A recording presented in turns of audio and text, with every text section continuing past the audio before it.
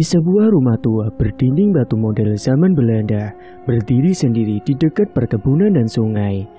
Rumah itu ditempati oleh seorang aki-aki yang bernama Ki Halim dan digunakan sebagai tempat prakteknya. Ki Halim ini adalah seorang dukun yang bisa dibilang mujarab, tapi tentu itu atas bantuan dari setan ataupun iblis yang bersekutu dengannya dan meminta sesuatu sebagai bayarannya. Ki Halim ini sudah berusia 63 tahun, namun meskipun begitu, dia masih nampak segar bugar. Bahkan praktek perdukunannya yang dia tekuni, beberapa syaratnya sedikit menjerumus ke pembodohan. Sore itu, Ki Halim duduk termenung di teras rumah sambil ngopi dan sebat rokok kreteknya. Dia buka prakteknya mulai ba'da maghrib, dan biasanya kalau ada orang yang perlu dengan jasanya itu, mereka akan menunggu di pendopo depan yang disediakan di situ. Ki Halim ini melayani berbagai macam jasa termasuk santet, pelet, dan juga pesugihan. Bahkan tak tanggung-tanggung, Ki Halim mematok harga yang mahal untuk jasanya itu. Namun ada sedikit perbedaan saat pelanggannya seorang pria ataupun seorang wanita. Di mana kalau pelanggannya seorang pria, biasanya Ki Halim akan mematok harga sangat mahal sekali. Sementara untuk pelanggan wanita, dirinya itu mengajukan syarat untuk melakukan ritual di sebuah sungai yang ada di dekat rumahnya. Singkatnya, waktu malam pun telah tiba. Ki Halim pun bersiap di ruangan ritualnya. Mulailah satu persatu pelanggannya masuk bergantian. Dan hari itu pelanggan pertamanya meminta jasa pelet kepada Ki Halim. Katanya dirinya itu sudah naksir sama teman sekantornya, namun cintanya itu ditolak. Silakan duduk. Baik Ki, terima kasih banyak, ucap pria tersebut. Coba jelaskan, apa keperluanmu datang ke sini? Jadi gini Ki, saya suka sama teman kantor saya, dan saya juga sudah ngungkapin perasaan saya kepadanya Ki, namun ditolak. Jadi saya mau mempelet dia supaya dia jatuh cinta sama saya Ki. Mendengar penjelasan si pria tersebut, Ki Halim pun tertawa, karena hal seperti itu sudah sering ia temui.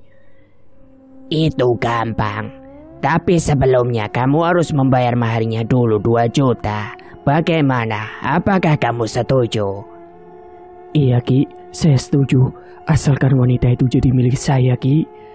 Setelahnya pria itu pun langsung membayarkan uang 2 juta tersebut, kemudian diterima oleh Ki Halim.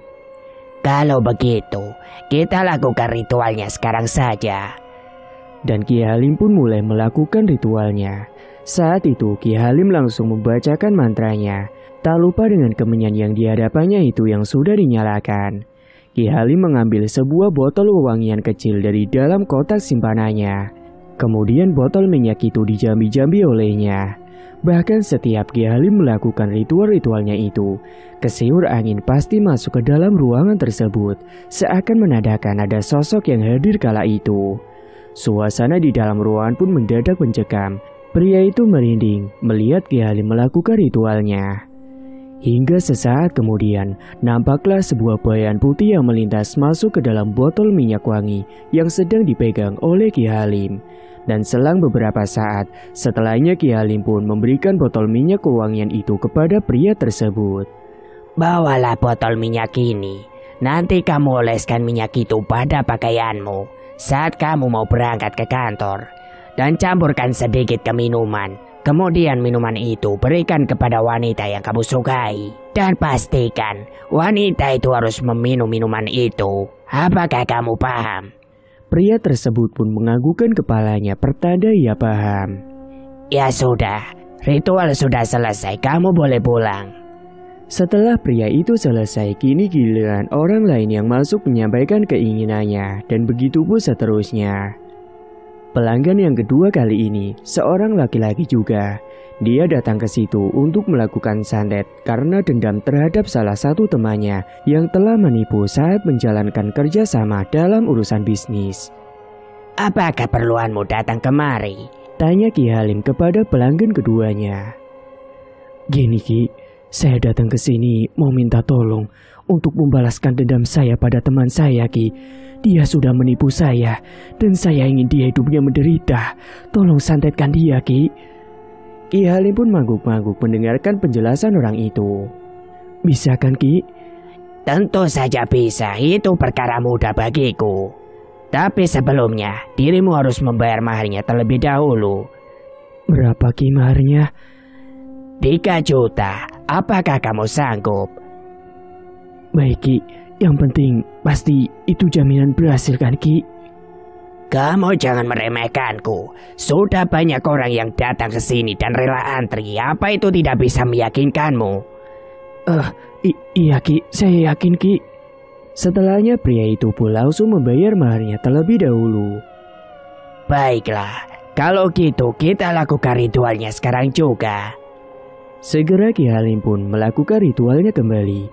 Dia mengambil sebuah boneka pocongan sebagai media santetnya. Dan kala itu, Ki Halim mengasapi boneka tersebut di atas kemenyan yang sudah menyala. Kemudian diikatlah foto target yang tadi sudah diberikan oleh pelanggan keduanya itu. Setelah boneka yang sudah diikat dengan foto itu kemudian diguyur dengan darah ayam cemani yang baunya amis sekali. Dan beberapa kali Ki Halim menusuk-nusukkan boneka tersebut dengan jarum tajam. Pria tersebut bergidik ngeri melihat ritual yang sedang dijalankan oleh Ki Halim. Namun dia tetap memberanikan dirinya agar semua dendamnya itu terlaksana. Sesaat kemudian, kesiur angin pun masuk kembali ke ruangan tersebut, membuat suasana menjadi mencekam. Setelahnya terlihat ada sebuah asap hitam yang masuk ke dalam dan menghampiri Ki Halim. Kemudian asap hitam itu perlahan-lahan berubah wujudnya menjadi sosok tinggi besar yang sangat menyeramkan. Kedua matanya merah menyala menatap tajam ke arahnya. Pria tersebut gemetaran melihat sosok tersebut, bahkan keringat dingin pun sudah mengucur dari pelipisnya. Karena baru pertama kalinya ia melihat sosok mengerikan seperti itu. Setelahnya Ki Halim ini terlihat seperti sedang berkomunikasi dengan sosok tersebut. Namun entah apa yang mereka bicarakan. Usai paham dengan perintah Ki Halim, sosok itu pun pergi menghilang dan meninggalkan asap hitam serta bau yang busuk. Kemudian ritual pun sudah selesai dan buhul itu pun diberikan kepadanya. Bawalah buhul ini dan nanti kau kuburkan di depan rumah musuhmu itu. Baik Ki. Kalau begitu, saya pamit pulang dulu Ki. Terima kasih banyak. Singkatnya, Ki Halim ini hanya melayani sampai 15 orang saja perharinya. Selebihnya Ki Halim menolak dan menyuruhnya untuk antri besok lagi.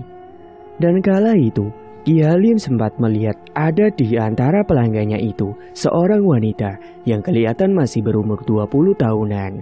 Dan Ki Halim menduga pasti masalah soal cinta. Dan Ki Halim ini sengaja mengakhirkan gilirannya untuk si wanita itu. Menurutnya itu adalah mangsa empuk bagi Ki Halim. Singkat waktu, usai tinggal wanita yang bernama Tika itu, dia pun masuk ke dalam ruangan ritualnya. Dan sebelum Tika mengucapkan keinginannya, Ki Halim malah nyeletuk bahwa Tika pasti mau dibantu soal percintaan. Apakah kedatanganmu ke sini tentang masalah percintaan? Dan dirimu pasti ingin melakukan santet untuk seseorang kan? Ucap Ki Halim menebak. Loh Ki, kok Ki bisa tahu? Padahal kan saya belum ngasih tahu Ki. Ki Halim pun hanya tertawa bangga melihat keterkejutan wanita itu. Dan si Tika pun tambah yakin kalau memang Ki Halim ini memang jadab. Iya Ki, benar. Saya ingin menyantet mantan saya Ki. Bisa kan Ki? Tentu saja itu mudah bagiku. Lalu mana foto targetnya?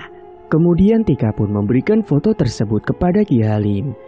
Ki Halim kemudian berujar kepada Tika bahwa ada sebuah santet yang dijamin bakal bisa bikin target penderita. Namun ada beberapa syarat ritual yang harus dijalaninya terlebih dahulu.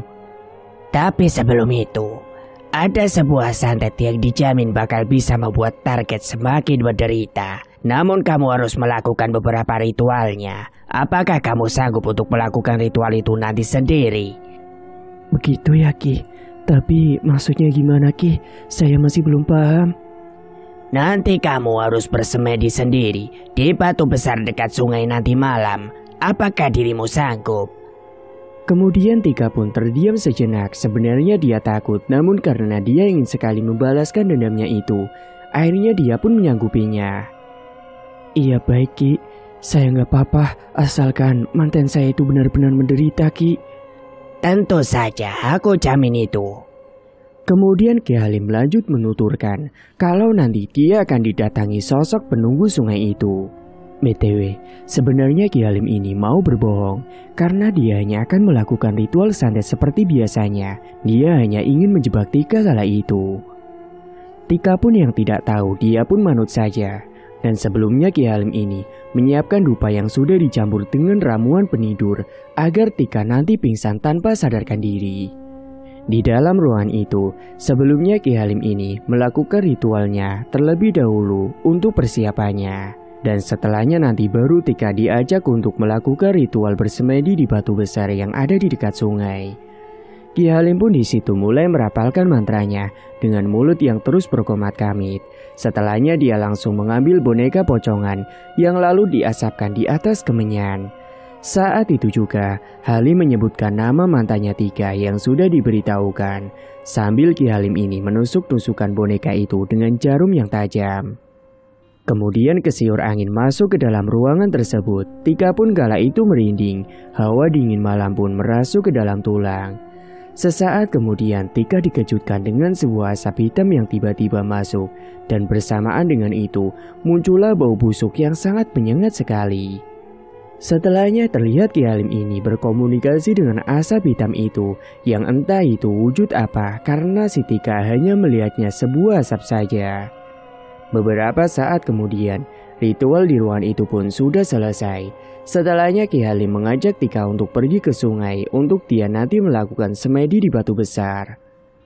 Mari ikut saya. Kita lanjut ke ritual selanjutnya, yakni mengantarmu untuk bertapa di batu besar yang ada di dekat sungai. Akhirnya mereka berdua pun jalan ke arah batu besar di sungai. Di sekitar bebatuan memang sengaja Ki Halim pasangi kelambu dan Tika nanti masuk ke dalamnya. Ki Halim berdalih berpura-pura akan meninggalkannya dulu ke rumah saat Tika melakukan ritualnya. Silakan kau masuk dan duduk di atas batu tersebut dan bersemedilah di situ. Tika pun kemudian naik ke batu tersebut dan dupa pun sudah dinyalakan. Ki Halim kala itu berpura-pura pergi padahal dia sembunyi di semak-semak. Saat dirimu sedang bersemedi, bacalah mantra ini. Dan nanti aku akan pulang dulu ke rumah dan aku akan menjemputmu kembali esok paginya. Ucap Ki Halim sembari memberikan kertas mantra kepadanya. Baik Ki. Tika pun mulai membaca mantra yang dikasihkan Ki Halim tadi. Sesaat tembusan angin kencang datang membuat suasana malam itu yang ada di dekat sungai sungguh menakutkan sekali. Tika terus membacakan mantranya yang sudah diberikan oleh Ki Halim. Namun entah kenapa, tiba-tiba dirinya itu merasa ngantuk sekali. Mungkin itulah efek dari dupa yang dicampur dengan obat penidur. Setelahnya Tika pun benar-benar pingsan tidak sadarkan diri. Dan usai menunggu 15 menitan, Ki Halim pun muncul keluar dari semak-semak dan perlahan mengecek Tika. Dan Tika pun nampak sudah terkapar di sana. Sepertinya dia sudah gak sadar, gumam Ki Halim. Nafsu birahi Ki Halim pun langsung memuncak melihat kecantikan tubuh Tika yang berisi. Tanpa basa-basi, Ki Halim masuk ke dalam kelambu itu dan menyingkap celananya. Dan perlahan kemudian mulai melucuti semua pakaiannya Tika. Dan dengan tega, Ki Halim ini mulai menjamah tubuh Tika dengan beringas. Dan Tika pun tidak merasakan apapun karena dia benar-benar jatuh pingsan. Di malam yang sunyi itu menjadi saksi atas kelakuan tidak senonoh Ki Halim dengan erangan yang penuh birahinya itu. Hingga puncaknya, usai Ki Halim merasa puas, dia pun mengelap banunya Tika agar tidak meninggalkan jejak, lalu memakaikan kembali pakaian Tika seperti semula. Nampak Ki Halim tersenyum penuh kemenangan, lalu dirinya kembali ke rumah dan akan menjemput Tika besok paginya. Singkat waktu, esok paginya Ki Halim pun sudah datang kembali dan dia sudah menunggu di depan kelambu dan Tika kala itu baru tersadar. Tika bingung dengan apa yang dialaminya dan tentang apa yang dia rasakan hanyalah pegal di sekujur tubuhnya. Dia pun keluar dari balik kelambu dan mendapati Ki Halim sudah berada di depan. Loki, sudah nunggu sejak kapan? Aku baru saja tiba. Ritualmu sudah selesai dan kamu sudah berhasil. Mari kita pulang. Namun Tika kala itu merasa aneh pada dirinya. Loki, tapi kenapa tubuh saya sakit semua, Ki? Tidak apa-apa, itu adalah pertanda ritualmu sudah diterima. Tika pun tidak bertanya lagi dan dia pun kemudian diperbolehkan untuk pulang sekarang juga. Dan tak lupa dirinya memberikan uang mahar kepada Ki Halim.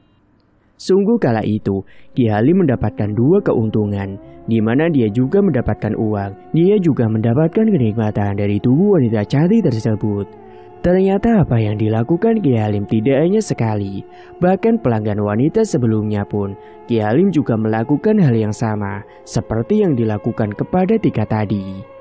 Bahkan dirinya ketika ada pelanggan perempuan, dia selalu mengakhirkan antrian pelanggan perempuannya itu, demi melakukan aksi tidak senonohnya tersebut. Setelahnya Ki Halim pun lanjut tidur kembali. Kemudian dia pun terbangun kembali, lalu lanjut dudukan di teras sambil ngopi dan memakan beberapa ubi-ubian. Dan hari ini dia berencana untuk pergi ke pasar untuk membeli beberapa keperluan seperti kembang-kembangan untuk keperluan sesajanya. Memang ritual yang dilakukan Ki Halim ini beberapa ada yang terwujud. Namun di kasus Tika semalam, keinginan untuk menyantet mantannya memang bakalan terwujud. Namun siapapun yang sudah pernah ditiduri olehnya pasti akan mati. Namun dia akan mati setelah keinginannya itu terwujud, yakni ketika mantannya telah menderita. Barulah Tika ini akan mengalami sakit-sakitan, kemudian dia pun meninggal dunia. Dan itu juga merupakan sebuah syarat untuk meningkatkan kesaktian yang dimiliki oleh Ki Halim. Singkatnya kemudian Ki Halim pun bergegas ke pasar dengan menggunakan motornya. Hingga setibanya di pasar, dia pun memborong bunga-bunga berbagai macam jenisnya, dan beberapa ayam cemani yang hidup, serta dupa, dan beberapa ubi-ubian. Dan setelahnya dia pun kembali pulang ke rumah dan memasukkan beberapa kembang ke tempat penyimpanan, dan ayam di dalam kandang-kandangnya. Singkat waktu, malam pun tiba. Ki Halim kini disibukkan lagi oleh beberapa pelanggannya. Kebanyakan dari mereka ini melakukan pemeletan kepada orang-orang yang disukainya, namun perasaannya itu ditolak.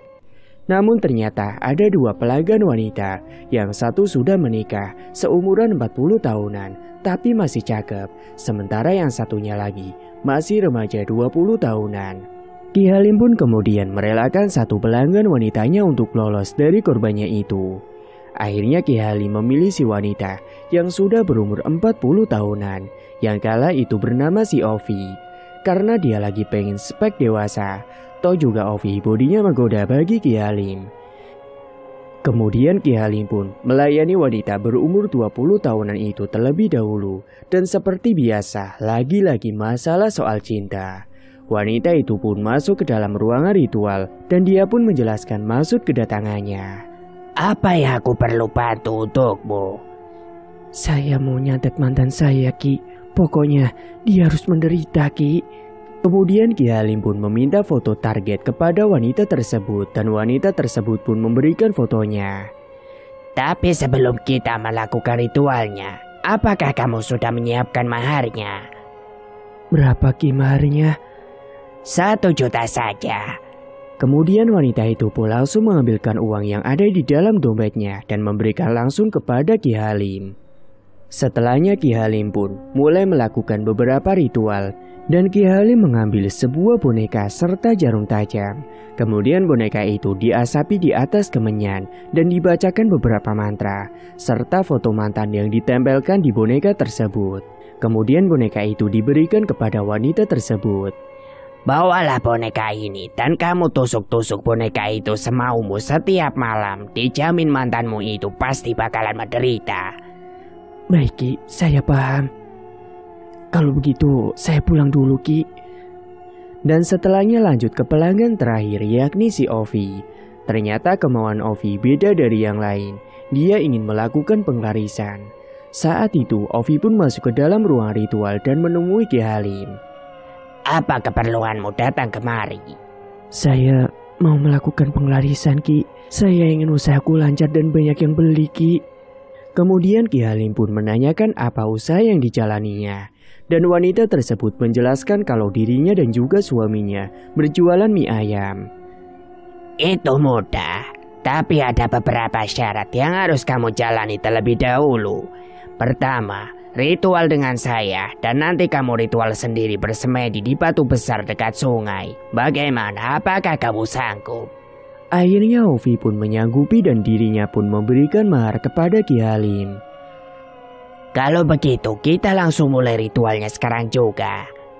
Lalu kemudian mereka berdua pun menuju ke batu besar tempat pertapaan. Ki Halim menjelaskan sedikit ritualnya kepada Ovi yang sama seperti Tika dulu. Ovi pun paham dan dia langsung masuk ke balik kelambu yang menutupi batu itu. Dan usai dupa menyala, entah kenapa kesadaran Ovi mulai berkurang, hingga pada akhirnya dia pun tergeletak pingsan.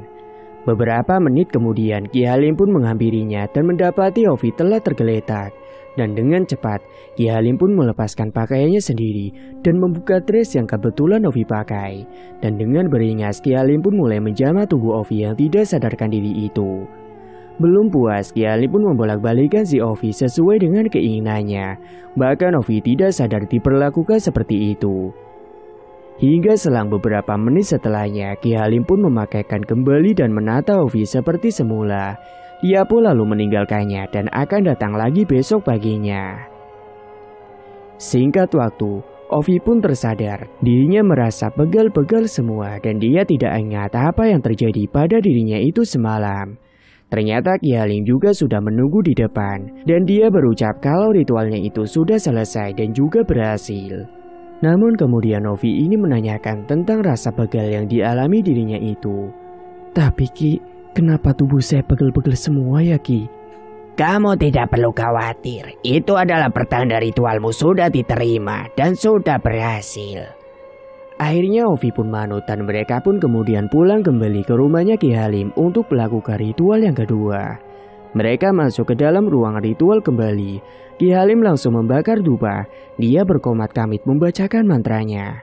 Saat itu, kesiur angin kencang tiba-tiba masuk dan membuat suasana mendadak mencekam. Setelahnya Ki Halim mengambil sebuah batu dan diasapkannya di atas kemenyan yang sudah menyala. Sesaat kemudian Ovi melihat ada sebuah bayangan hitam yang melesat masuk ke dalam batu tersebut. Dia pun merinding melihatnya. Hingga beberapa saat setelahnya ritual pun sudah selesai. Bawalah bolang batu ini, dan kamu harus selalu bawa terus di tempat usahamu. Aku jamin pasti daganganmu bakalan laris dan banyak yang beli. Baik Ki, kalau begitu saya pamit pulang dulu Ki. Terima kasih banyak. Singkatnya, setibanya di rumah, Ovi langsung disambut oleh suaminya yang bernama Sinazar. Dan suaminya tersebut menanyakan apakah ritualnya berhasil atau tidak. Gimana Dek? Apakah ritualnya berhasil? Berhasil Mas, kamu tenang aja. Ini Mas, aku dikasih batu ini. Nanti katanya harus dibawa saat kita jualan. Katanya dagangan kita bakal laris manis. Wah, emang bener Dek. Aku jadi gak sabar Dek. Ya udah kalau begitu kita langsung berangkat jualan aja sekarang Dek. Iya Mas, ayo. Aku juga sudah gak sabar banget. Tapi emangnya kamu gak capek? Gak apa-apa Mas. Akhirnya hari itu, Nazar dan Ovi membawa batu itu ke lapaknya. Ovi tetap ikut meski dirinya masih ngantuk. Namun dia tetap memaksakannya karena dia penasaran apakah jimat itu benar-benar berguna. Dan benar saja, orang-orang langsung pada berdatangan untuk membeli mie ayamnya. Bahkan jumlah pembeli melebihi jumlah seperti hari-hari biasanya. Bahkan dari itu, Nazar dan Ovi dibuat kewalahan. Singkatnya ketika malam harinya, ketika sudah di rumah, Nazar ini bertanya lokasi dukun itu di mana. Ovi pun menyebutkannya dan Nazar pun paham tentang alamat itu. Dek, batu ini benar-benar ampuh banget. Iya Mas, aku juga gak nyangka kalau kita gini terus kita bisa kaya raya Mas. Oh iya Dek, emangnya lokasi dukunnya itu di mana? Ada Mas, di kabupaten sebelah. Terus pokoknya nama desanya di desa T. Rumahnya di tengah kebun Mas, di pelosok banget. Oh gitu. Terus apa yang kita lakuin ini apakah ada resikonya Dik? Kayaknya sih nggak ada Mas. Ya udah baguslah kalau gitu. Akhirnya karena malam sudah mulai larut dan mereka pun capek, mereka pun kemudian memutuskan untuk tidur. Namun di tengah malamnya Ovi ini tiba-tiba terbangun karena dia ingin buang air kecil. Dia pun bangkit dan beranjak pergi ke kamar mandi.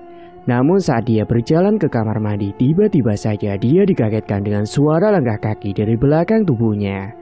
Sontak Ovi pun menengok ke belakang karena siapa tahu suaminya sedang iseng berjalan mengikuti dari belakang. Akan tetapi saat dia menoleh ternyata tidak ada siapapun di situ. Seketika dia pun langsung merinding dan buru-buru untuk mempercepat langkahnya menuju ke kamar mandi. Sesampainya di kamar mandi, tiba-tiba saja dia dikagetkan dengan suara wanita yang sedang menyinden. Sontak bulu kuduknya langsung berdiri semua, karena tengah malam begini kenapa ada yang menyinden. Segera dia pun mempercepat buang air kecilnya dan segera dia keluar dari kamar mandi. Namun betapa terkejutnya ia ketika membuka pintu kamar mandi. Tepat di hadapannya dia mendapati sosok tinggi besar dengan kedua mata merah menyala menatap tajam ke arah dirinya. Dirinya pun langsung berteriak sejadi-jadinya. Namun sepertinya suaminya sudah terlelap tidur. Dia tidak mendengar suara teriakan dari istrinya. Hingga pada akhirnya, tubuh Ovi pun kaku tidak bisa digerakkan dan dia pun terbujur kaku. Karena tidak kuat melihat sosok itu, akhirnya dia pun ambruk pingsan di depan pintu kamar mandi. Keesokan paginya, Ovi ditemukan oleh Nazar pagi itu yang hendak menuju ke kamar mandi. Segera Nazar pun langsung membawa Ovi masuk ke dalam kamarnya dan mencoba untuk disadarkan. Beberapa saat setelahnya, Ovi pun tersadar dari pingsannya. Segera Nazar pun membuatkan teh hangat untuk dirinya supaya lebih tenang. Dan setelah dirinya agak rada tenang, Nazar pun menanyakan apa yang sebenarnya terjadi. "Dek, kamu kenapa bisa pingsan di depan kamar mandi?" "Gak tahu mas, aku lupa." "Ya udah, hari ini kamu istirahat aja ya di rumah, gak usah ikut jualan." "Enggak mas, aku mau ikut jualan aja. Aku udah mendingan kok beneran." "Kamu yakin?" "Iya mas." "Ya udah kalau kamu maksa, tapi kamu jangan capek-capek ya." Akhirnya mereka pun bersiap untuk berangkat ke lapaknya dan tidak lupa membawa batu yang sudah diberikan oleh Ki Halim. Dan benar saja lapaknya hari itu sangat ramai sekali. Pembeli pun berdatangan silih berganti. Ada yang makan di tempat, ada juga yang minta dibungkuskan dibawa pulang. Namun kala itu, ada anak kecil yang ada di kiosnya kala itu. Dia nangis kejer. Anak itu menunjuk ke arah pojok lapaknya dan dia teriak-teriak ketakutan. Anak itu meminta ibunya untuk segera pulang dan ibunya menanyakan kenapa dirinya ketakutan. Dan si bocil tersebut berkata kalau dia melihat sosok menyeramkan tinggi gede dan berbulu lebat. Namun ibunya kemudian menenangkan bahwa tidak ada sosok seperti itu di sini. Namun karena anaknya masih terus saja rewel, tidak diam-diam nangisnya, dia pun mengalah dan meminta mie ayamnya untuk dibungkus saja. Namun untungnya para pembeli yang lain tidak terlalu menghiraukan hal itu. Mereka kemudian lanjut makan masing-masing. Singkatnya belum sore, tapi semua dagangan mie ayamnya itu sudah habis semua. Hingga pada akhirnya, Ovi dan Nazar pun memutuskan untuk pulang lebih awal. Sesampainya di rumah, mereka pun menghitung semua pendapatannya hari itu. "Dek, hari ini kita dapat uangnya lebih banyak dari kemarin." "Iya mas, kita bisa kaya dalam waktu cepat kalau begini terus." Singkat waktu, malam harinya, Nazar yang sedang ngopi di depan teras rumahnya sendirian sambil merokok. Dia bahagia karena akhirnya dagangannya itu laris terus. Namun saat dirinya sedang nyantai, tiba-tiba saja dia dikejutkan dengan hembusan angin kencang yang datang membuatnya merinding. Sesaat kemudian, Nazar mendengar ada suara geraman yang terdengar jelas sekali di telinganya. Dia sampai mengusap lengannya karena merinding. Pandangannya pun mengedar ke sekeliling mencari sumber suara tersebut. Dan dia pun kemudian mendapati ada sebuah asap hitam yang mulai mendekat. Dan perlahan-lahan asap hitam tersebut berubah wujud menjadi sosok tinggi besar, yakni sosok genderuwo. Matanya merah menyala menatap tajam ke arah dirinya. Sontak Nazar pun langsung berteriak ketakutan. Segera ia pun langsung lari terbirit-birit masuk ke dalam rumah dengan napas yang ngos-ngosan. Sesampainya di dalam, Ovi yang sedang nonton TV heran melihat kelakuan suaminya itu. "Loh mas, kamu kenapa?" Kemudian Nazar pun menceritakan bahwa dia melihat hantu. "Hantu apa mas? Kamu jangan ngayal." "Beneran dek, tadi aku lihat ada genderuwo di depan." Namun kala itu Ovi menyangkal dan dia menuduh suaminya itu capek kemudian hanya berhalusinasi. Dan kemudian Ovi pun menyuruh suaminya untuk tidur lebih dulu. Nazar pun marah dan dia pun menuju ke kamar meninggalkan istrinya yang masih betah nonton TV. Beberapa saat setelahnya, Ovi yang kala itu sedang fokus nonton TV. Tiba-tiba dia dikejutkan dengan bayangan hitam yang melintas begitu saja, membuat dirinya itu terperanjat. Bayangan hitam itu berhenti di pojok ruang tengah dan beberapa saat setelahnya dia terkejut ketika bayangan tersebut berubah wujud menjadi sosok genderuwo yang sangat mengerikan dan ciri-cirinya sama persis dengan apa yang disebutkan suaminya tadi. Hingga pada akhirnya Ovi yang tidak kuat melihat sosok itu pun dia pun jatuh pingsan di sofa depan televisi. Bahkan kala itu TV-nya masih menyala. Memang semenjak Ovi dan Nazar melakukan penglarisan, mereka berdua selalu mendapatkan gangguan-gangguan yang membuat mereka ketakutan sendiri. Sementara di sisi lain, Tika yang menyantet mantannya, dia mendapatkan kabar kalau mantannya itu telah menderita sakit-sakitan. Mantannya itu dikabarkan menderita sakit pada perut dan juga kepalanya. Dan mantannya itu hanya berada di rumah saja, tidak bisa kemanapun. Hingga pada akhirnya, mantannya itu selalu mendapatkan teror setiap malam oleh sosok-sosok yang sangat menyeramkan. Suatu malam, mantannya Tika itu sedang berada di dalam kamarnya dan tiba-tiba saja dia melihat ada sosok pocong yang mengerikan sekali berada di samping tempat tidurnya. Hingga pada akhirnya mantannya itu pingsan karena kaget dan tidak kuat melihat sosok mengerikan itu. Sampai pada suatu ketika mantannya Tika itu menjadi stres dan dia pun depresi karena selalu mendapatkan teror terus-terusan. Mantannya itu pun yang sudah tidak kuat dan tidak tahan hidup dengan menahan rasa sakitnya tersebut. Akhirnya dia pun memutuskan mengakhiri hidupnya dengan cara bunuh diri. Dia pun meminum racun dan membuat dirinya tewas mengenaskan di dalam kamarnya sendiri. Sehari setelah mantannya Tika itu meninggal dunia, Tika malah mendapatkan teror juga setiap malamnya. Dan ketika itu, Tika sedang berada di dalam kamarnya, tiba-tiba saja dia didatangi sosok pocong. Dan sosok pocong itu tiba-tiba meludahi Tika, hingga akhirnya tubuh Tika itu menjadi kaku, tidak bisa digerakkan sama sekali. Sampai pada akhirnya Tika pun menyusul tewas seketika di dalam kamarnya dan dia pun ditemukan orang tuanya keesokan paginya dalam kondisi sudah tidak bernyawa. Orang tuanya pun menangis histeris tidak menyangka anaknya meninggal dunia dengan tubuhnya yang kaku penuh luka lebam yang entah mereka tidak tahu apa sebabnya. Singkat waktu, kembali lagi ke rumahnya Ovi dan Nazar, tepatnya di hari keempat. Mereka baru pulang jualan sampai malam hari, karena memang saat itu mereka membuat banyak sekali porsinya, dan untungnya habis semua. Mereka yang berboncengan naik motor berdua untuk pulang ke rumah, kala itu mereka melewati jalan yang sepi dan gelap saat itu. Tiba-tiba saja ada hembusan angin kencang melewati mereka, membuat suasana malam itu mencekam, dan mereka pun merinding. Seketika mereka dikejutkan dengan suara wanita yang tertawa mengikik. Dan saat Nazar melihat ke arah spion, dia terkejut ketika mendapati sosok kuntilanak yang terbang mengikuti mereka dari belakang. Wajahnya sangat mengerikan sekali, dipenuhi dengan darah. Bahkan pakaiannya juga lusuh dengan tanah sepertinya tanah kuburan. Sontak keduanya pun langsung berteriak ketakutan. Dan Nazar pun mencoba mempercepat laju motornya karena takut banget. Hingga pada akhirnya mereka pun sampai di rumah.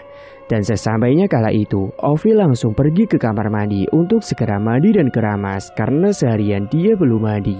Dan kala itu, si Ovi mandi sambil bernyanyi dan tiba-tiba dia mendengar ada suara wanita yang juga ikutan bernyanyi. Seketika Ovi pun langsung terdiam sejenak dan langsung merinding ketakutan. Buru-buru dia pun mempercepat mandinya dan segera keluar dari kamar mandi. Dia berpikir mungkin sosok kuntilanak yang tadi telah mengikutinya sampai ke rumah. Akan tetapi ketika Ovi baru saja melangkahkan kakinya dari kamar mandi, tiba-tiba dia melihat ada sosok tinggi besar yang berdiri tepat di depan pintu kamar mandi. Ovi pun akhirnya jatuh pingsan melihat sosok itu. Untungnya saat itu dia sudah memakai pakaian dari dalam kamar mandi dan dia pun jatuh dengan mengenakan handuk. Saat itu Nazar yang baru saja hendak meletakkan beberapa barang di dapur, dia terkejut ketika mendapati istrinya malah terkapar di depan kamar mandi. Segera Nazar pun saat itu langsung membawa istrinya masuk ke dalam kamar. Nazar pun mencoba menyadarkan dirinya, hingga beberapa saat kemudian, akhirnya Ovi pun tersadar dari pingsannya. Segera Nazar langsung memberikan air putih kepada istrinya tersebut agar menjadi tenang. Malam harinya, tepat tengah malam, Nazar yang kala itu sudah tidur, dia terbangun karena merasakan hawa yang sangat panas dan gerah sekali. Saat itu dia langsung ke belakang untuk mengambil air putih, dan dia dikejutkan dengan suara ada orang yang menyapu di halaman belakang rumahnya. Karena penasaran, Nazar pun langsung menuju ke belakang rumah untuk melihat apa yang sebenarnya terjadi. Namun setelah melongok dari balik jendela, dia tidak mendapati siapapun di sana. Dia pun langsung merinding, tapi suara itu masih terdengar malah semakin keras sekali. Hingga sesaat setelahnya, dia samar-samar melihat bayangan putih yang ada di belakang rumahnya itu. Saat diamati dengan jelas, perlahan sosok itu mewujudkan dirinya menjadi sosok pocong yang sangat menyeramkan sekali. Akhirnya Nazar pun kabur ke kamarnya. Akan tetapi sesampainya di kamar, dia malah dikejutkan dengan suara ketukan pintu yang berada di depan rumah. Akhirnya dia pun langsung bergegas untuk menuju keluar untuk membukakan pintunya karena dia kira ada tamu yang datang. Namun ketika pintu sudah terbuka, betapa terkejut dirinya ketika mendapati ada sosok tinggi besar sangat mengerikan sekali berdiri tepat di depan pintu rumahnya. Sontak tubuh Nazar pun langsung kaku tak bisa digerakkan, hingga pada akhirnya malam itu juga Nazar pun ikut ambruk pingsan di depan pintu ruang tamu. Dan singkatnya pada pagi harinya, kini Ovi yang sudah terbangun, dia juga dikagetkan ketika melihat suaminya yang sudah terkapar di depan ruang tamu. Dia pun langsung meminta tolong kepada warga sekitar untuk membantunya. Singkatnya beberapa saat kemudian, beberapa warga tetangganya pun datang dan membantu mengangkat tubuh Nazar dibawa masuk ke dalam kamar. Saat itu Nazar pun bangun, namun dirinya itu dalam keadaan bingung. Akhirnya hari itu pun mereka memutuskan untuk rehat jualannya. Di hari berikutnya, Ovi pun pergi ke warung sebelah tetangganya untuk membeli bahan untuk mie ayamnya. Dan saat dirinya beranjak untuk pulang, tiba-tiba saja dia merasa merinding ketika ada hembusan angin datang melewatinya. Hingga akhirnya dia pun mendengar ada suara yang memanggil namanya dari belakang. Ovi. Sontak dia pun langsung menoleh. Akan tetapi dia malah dibuat terkejut ketika malah melihat ada sosok kuntilanak yang menyeramkan sekali. Wajahnya hancur penuh darah dan rambutnya acak-acakan serta pakaiannya lusuh yang penuh dengan tanah. Hingga akhirnya Ovi pun langsung lari kenceng banget menuju ke rumahnya. Dan sesampainya di rumah napasnya tidak beraturan hingga akhirnya dia memilih untuk istirahat sejenak. Loh, kamu kenapa, Dek? Gak apa-apa, Mas. Mas, kepalaku mendadak pusing, Mas. Ya udah, ayo kamu masuk ke kamar aja dulu, istirahat. Akhirnya Ovi pun masuk ke dalam kamar membaringkan tubuhnya. Dia sambil melamun entah apa yang ada dalam pikirannya kala itu. Namun tiba-tiba saja dia melihat ada bayangan hitam yang melintas di atap rumahnya. Dan dia pun terkejut. Saat itu tiba-tiba saja muncullah sosok kuntilanak yang berada di atap kamarnya itu. Ovi pun terdiam tidak bisa menggerakkan tubuhnya. Dia mendadak kaku hingga akhirnya dia pun jatuh pingsan malam itu. Nazar kira Ovi itu sudah tidur karena dia tidak tahu apa yang sudah terjadi dengannya. Singkatnya, 1 minggu setelahnya ketika lagi di rumah, tiba-tiba Ovi ini muntah-muntah. Dan hal itu membuat Nazar menjadi heran. Nazar pun membawa Ovi untuk periksa dan ternyata Ovi ini positif hamil akibat dibolak-balik oleh Ki Halim dulu, bukan karena si Nazar. Dan setibanya di rumah, Ovi langsung diberondong pertanyaan oleh si Nazar. Pasalnya Nazar sudah sebulan ini belum menjamah tubuh istrinya. Lantas dirinya itu hamil sama siapa? Nazar pun menduga kalau Ovi ini pasti melakukan hal itu dengan Ki Halim atau si dukun tersebut. Namun Ovi bilang dia tidak ingat apapun saat ritual. Hingga akhirnya Ovi pun tersadar. Dia bercerita kepada Nazar kalau dirinya itu sempat bertapa dan tiba-tiba langsung terbangun di pagi harinya dan tidak ingat kejadian semalamnya. Fix, benar dugaan Nazar. Nazar pun merasa marah pada dukun itu. Mungkin dia akan mendatanginya besok dan akan mengajarnya. Dia tidak peduli lagi dengan penglarisannya. Namun pada malam harinya, Nazar dibuat kewirangan saat mendapati Ovi yang kejang-kejang. Dia mencoba menyadarkannya namun sia-sia usahanya itu. Hingga pada akhirnya, Novi pun tewas dengan mata melotot dan mulut mengeluarkan liur tanpa henti. Nazar pun menangis kehilangan istrinya yang meninggal secara tidak wajar. Dan dia pun semakin dendam kepada dukun itu karena dia menduga kalau ini pasti ulah si dukun tersebut.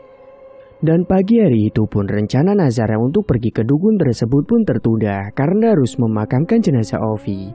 Warga berbisik-bisik atas kondisi jasad Ovi, namun Nazar tidak memperdulikan respon warga. Dan usai pemakaman Nazar bertambah benci dengan Ki Halim. Dia akan membalaskan dendamnya. Dirinya bertekad akan membunuh Ki Halim di tempat. Singkat cerita, di malam ketiga setelah kematian Ovi, Nazar datang ke tempatnya Ki Halim dengan membawa senapan babi yang dimasukkan ke tas panjang yang ditaruh di motor. Setibanya di sana, Nazar sengaja menjadi pelanggan terakhir dan dia akan berpura-pura meminta penglarisan. Setelah menunggu lama, akhirnya kini giliran Nazar masuk ke dalam. Usai bla bla bla menjelaskan maksudnya itu, Ki Halim pun melakukan ritualnya di situ. Saat itu, Ki Halim sedang memejamkan matanya sambil membaca mantra, dan di kelengahannya itulah Nazar buru-buru mengeluarkan semprotan bius yang sudah dipersiapkannya itu. Lalu Nazar dengan cepat menyemprotkannya ke wajah dukun tersebut dan Ki Halim tidak bisa mengelak karena dia sedang memejamkan matanya. Sontak hidung Ki Halim pun dibuat bergetar dan dia pun terkejut. Namun pada akhirnya Ki Halim pun mulai terkulai lemas dan dia pun jatuh pingsan. Nazar pun tertawa puas dan dia pun keluar segera untuk mengambil senapan babinya. Usai mengecek keadaan sekitar, aman, sudah tidak ada orang. Dan kebetulan rumah Ki Halim ini berada di pelosok kebun, jadi aman kalau Nazar melakukan aksinya tersebut. Sebelum Nazar membunuh Ki Halim, dia tertawa puas sambil berucap, "Rasakan ini dasar dukun biadab, matilah kau, neraka telah menantimu." Dan dengan kejam, Nazar menembakkan beberapa kali senapannya itu ke arah Ki Halim. Dan kala itu dia menembakkan ke arah bagian leher, dada 2 kali, dan terakhir di bagian anunya Ki Halim. Darah pun mulai mengucur di ruangan itu. Nazar tertawa puas melihat kematian dukun tersebut, dan dirinya pun segera pergi dari tempat itu. Singkatnya, keesokan sorenya ketika pelanggan Ki Halim yang lain yang datang ke situ, mereka dibuat terkejut saat mendapati jasad Ki Halim yang sudah bersimbah darah tidak bernyawa. Akhirnya polisi pun langsung didatangkan ke situ dan Ki Halim pun dibawa ke rumah sakit untuk diotopsi. Akhirnya semenjak itulah rumah Ki Halim dibekukan dan ditutupi garis polisi karena diduga di situ telah dijadikan sebagai tempat ritual praktek yang sesat. Dan rumah itu pun menjadi kosong tidak berpenghuni. Bahkan miliknya pun meninggal dunia dengan cara yang tragis dan juga mengerikan. Semoga kita semua dijauhkan dari tempat dan hal yang seperti itu dan tidak ada niatan untuk melakukan perbuatan musyrik menyesatkan hanya untuk duniawi.